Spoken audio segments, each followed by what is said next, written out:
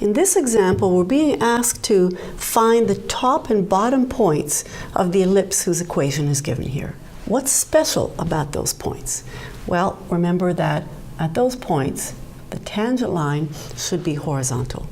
In other words, we're going to be looking for points such that the derivative dy by dx at each of these points is 0.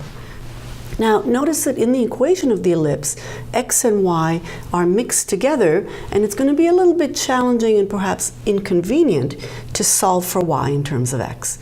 We'll deal with this equation using implicit differentiation. So to do so, let's first consider the fact that we're thinking of the y-coordinate as something that depends on x. I'm just rewriting the equation in a way that makes it clear. Now we're ready to take a derivative with respect to x for each side of the equation. We can immediately state that this derivative is 0 since 1 is a constant.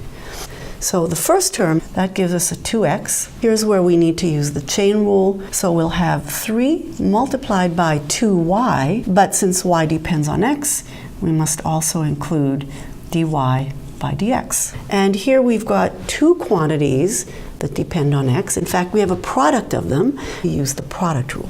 The derivative of this object will be the derivative of the first function multiplied by the second, plus the derivative of the second function multiplied by the first. All that is equal to 0. Let's pull out all of the terms that have no derivatives. So there's a 2x from here, and there's another minus y from this term. Let's now pull out all the terms that have dy dx in them. So there's a 6y over here, and there's going to be minus x from this term, and all of that multiplies dy dx.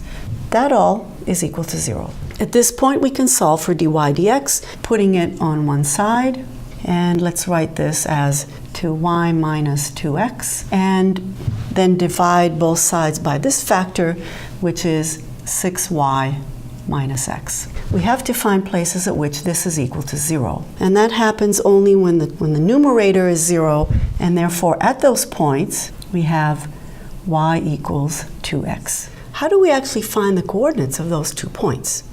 So we've got 2 things we can use, this as well as the equation of the original ellipse. Let's combine those. So plug in this y value in to the equation for the ellipse, and you get the following: x squared plus 3 times 2x all squared minus x times 2x equals 1. Now simplify this, and this turns out to be 11x squared equals 1. And from this you can deduce that x is going to be plus or minus 1 over square root 11, and in turn y is going to be plus or minus 2 over square root 11.